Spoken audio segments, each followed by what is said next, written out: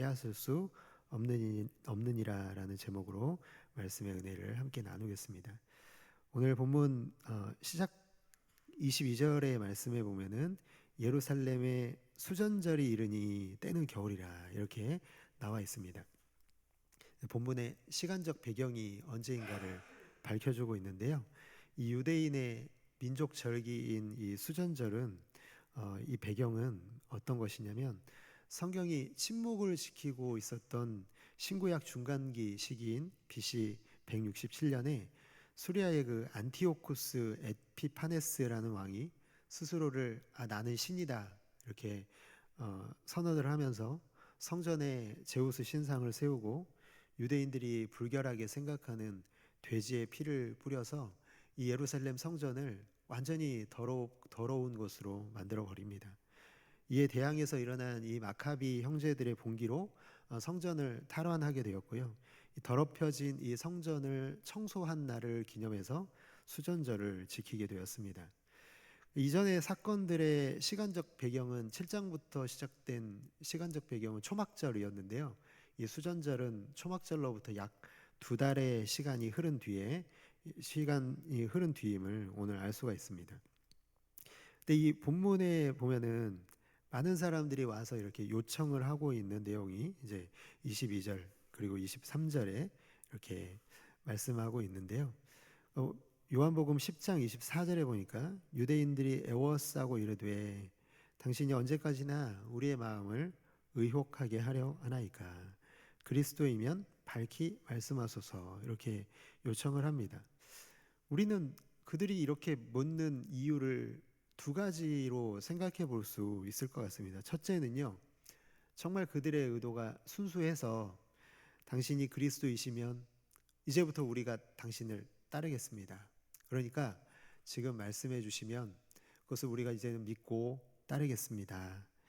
그렇게 생각할 수가 있고요. 두 번째는요, 예수님이 그리스도라는 것을 믿지 않지만 신성 모독이라는 이 죄목을 씌워서 죽이기 위해서 여러분은 1번과 2번 중에 어떤 것이라고 생각하십니까? 당연히 2번이죠. 예수님을 미워하고 예수님을 증오하고 있는 사람들이 당신이 그리스도이심을 밝혀야만 이 신성 모독이라는 죄목을 씌워서 죽일 수가 있기 때문에 지금 계속해서 이런 유도 신문을 하고 그것을 자신의 죄목을 이렇게 스스로 이렇게 해서 죄를 뒤집어 씌워서 죽이기 위한 이런 질문을 하고 있는 것입니다. 정말 이들이 몰라서 묻는 게 아니죠. 이전에도 예수님께서 분명히 말씀하시는 내용이 8장에 보면은 음행한 여인 논쟁에서 예수님께서 자신이 그리스도이심을 분명히 밝히셨습니다. 그리고 요한복음 8장 45절에 보면은요. 거기에 대한 이제 그 유대인들에게 이렇게 말씀하시죠. 내가 진리를 말함으로 너희가 나를 믿지 아니하는도다. 근데 이미 말했는데 믿지 않았다라는 것이 8장에 기록이 되어 있습니다. 그러니까 지금까지도 여전히 내가 그리스도다 말씀하지 않아서 못 믿은 게 아니라요. 계속해서 말씀하셨지만 믿지 않았던 것이죠. 오늘 본문에서도요. 그들은 계속 믿지 않습니다. 요한복음 10장 25절 상반절에 보니까 예수께서 대답하시되 내가 너희에게 말하였으되 그러니까 이미 말하였으되 믿지 않았다.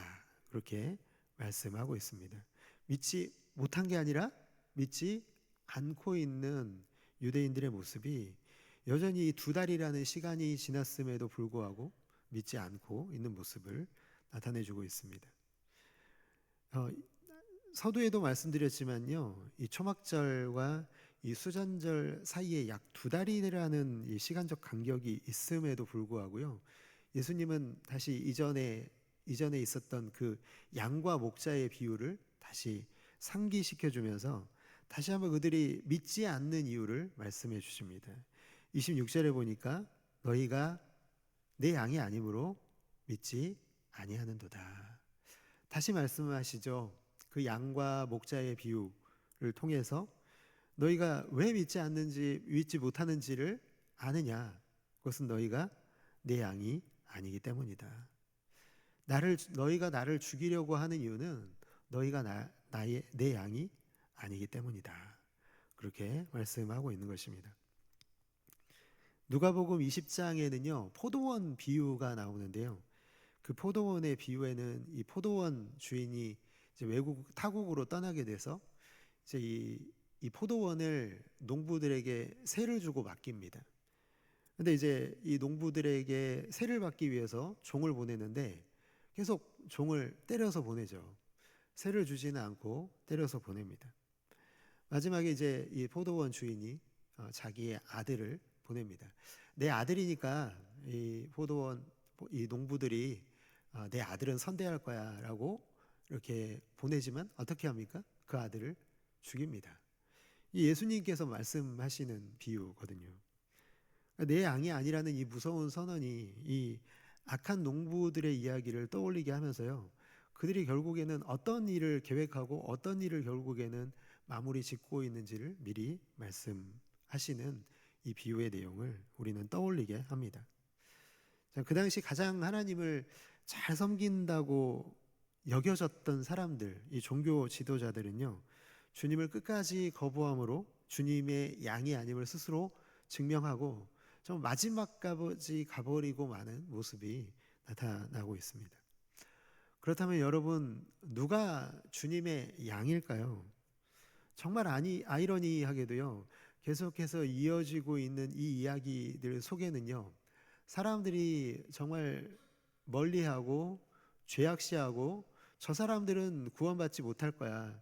저 사람들은 정말 손가락질 받아 마땅해 라고 생각하는 사람들이 주님의 양이라고 말씀하십니다. 우리가 앞서 살펴봤던 걷지 못하는 자, 눈먼 자, 가늠한 여인, 세상 사람들이 볼 때는 저 사람들은 절대 주님의 양이 될 수가 없어 라고 생각하는 그런 사람들이 주님의 양이었음을 나타내 주고 있는 것입니다. 요한복음 10장 27절의 말씀에 보면은요, 내 양은 내 음성을 들으며 나는 그들을 알며 나를 따르느니라, 그렇게 말씀합니다. 이들이 바로 내 양이다. 내 음성을 듣고 나를 따르는 양, 내가 필요해서 내 뒤를 따라오는 양, 푸른 초장 쉴만한 물가를 가기를 원할 때 주님이 아니시면 나는 갈 수 없다라고 얘기를 하면서 그 뒤를 졸졸 따라오는 그런 양들. 아무리 그 양들이 자신이 어떤 존재인지 자랑하고 대단하게 여기며 생각하는 그런 양들은 주님을 따라오지 않았다라는 것입니다. 그들은 주님을 목자로 알고 있기 때문에 주님을 따라왔다라는 것이죠. 주님께서는 목자의 음성을 알고 따르는 이 자신의 양들, 세상 사람들은 비록 손가락질하고 배척하는 사람들이지만요, 그들에게 28절의 약속을 주고 계십니다. 10장 28절의 말씀을 같이 한번 읽어볼까요? 자, 시작. 내가 그들에게 영생을 주노니 영원히 멸망하지 아니할 것이요 또 그들을 내 손에서 빼앗을 자가 없느니라. 할렐루야. 아멘. 여러분, 오늘 우리가 주님의 양입니까? 우리가 주님의 음성을 알고 따라가고 있습니까? 주님이 우리를 부르신 게 확실합니까? 우리가 그 뒤를 지금 따라가고 있다면 우리는 분명히 어떤 경우에서든지 세상 사람들로부터 손가락질 받고 배척을 당했을 수도 있고요. 지금도 그런 상황 가운데 있을 수도 있습니다. 내 자신이 정말 나를 대단하게 생각하고 주님과 전혀 상관없는 길을 가고 있다면 주님의 양인지 우리 스스로를 점검해 봐야 될 것입니다. 우리의 삶의 모습은요, 사실 우리가 주님의 양인지 아닌지를 분명히 알려주고 있기 때문에 그렇습니다. 우리는 그러나 이 확실한 음성, 확실한 이 약속을 붙들어야 되겠습니다. 그들을 내 손에서 빼앗을 자가 없느니라. 왜 빼앗기지 않습니까? 여러분, 이 말씀을 보면서요, 28절의 말씀을 보면서 저는 떠오르는 구절이 있었는데 여러분들도 동일하게 떠올랐던 구절인지 잘 모르겠습니다. 제가 떠오른 구절은요, 요한복음 3장 몇 절입니까? 아멘. 16절의 말씀 같이 한번 읽어볼까요? 시작. 하나님이 세상을 사랑하사 독생자를 주셨으니 이는 그를 믿는 자마다 멸망하지 않고 영생을 얻게 하려 하심이라. 아멘. 하나님께서 주님을 따르는 양들을 사랑하셔서요, 누구를 주셨대요? 독생자를 십자가에 내어주심으로 영생을 얻게 하셨다. 하나님이 하셨기 때문에요, 누구도 빼앗을 자가 없다. 하나님의 손에 붙들려 있기 때문에 누구도 하나님의 손에서 이들의 영생을 빼앗을 수 없다라는 이 약속을 우리 모두가 받은 줄을 믿습니다. 이 약속이 오늘 우리가 받은 약속이고요, 주님을 따르는 양들이 붙잡고 있는 흔들리지 않는 안정감이라는 것을 꼭 기억하시기를 주님의 이름으로 축복합니다. 우리가 세상을 살아가다 보면요, 항상 이런 안정감이 흔들리는 것 같아요. 내가 주님의 양이 아닌가? 그런데 내 삶에서 내 감정이, 그리고 내 상황이 나를 속일 수도 있거든요. 때로는 속을 때도 있습니다. 때로는 그래서 넘어질 때도 분명히 있지만 내가 주님의 양이 아닌 것은 아니거든요.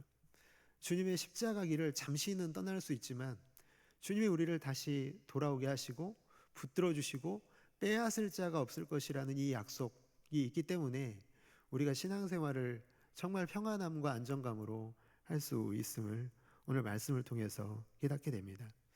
사랑하는 성도 여러분, 우리를 유혹하고 공격하는 사단은요, 이미 주님의 손에 패한 줄을 믿습니다. 이게 요한복음 3장 16절의 말씀이 우리에게 의미하는 바거든요.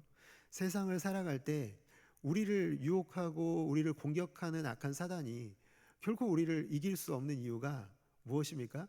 하나님의 손에서 우리를 빼앗을 자가 없기 때문에. 그게 아무리 사단이라고 하는 강력한 존재라고 하더라도요, 하나님이 붙들고 계시다는 이 강력한 이 선포, 이 안정감이 오늘 우리에게 있어야 될 줄로 믿습니다. 이번 주는 추수감사주일입니다. 특별히 더 감사해야 되겠죠. 우리를 모든 죄에서 구원하시고 우리를 한 해 동안 붙들어 주셨던 그 하나님의 은혜, 우리를 지금도 붙들어 주시고 내 음성을 듣고 따라가는 주님의 양들을 지키시겠다는 이 약속이 오늘 우리에게 감사로 표현될 수 있기를 바랍니다. 주님을 향한 이 사랑과 감사가 더욱 깊어져가는 감사 주간 되시기를 주님의 이름으로 축복합니다. 들은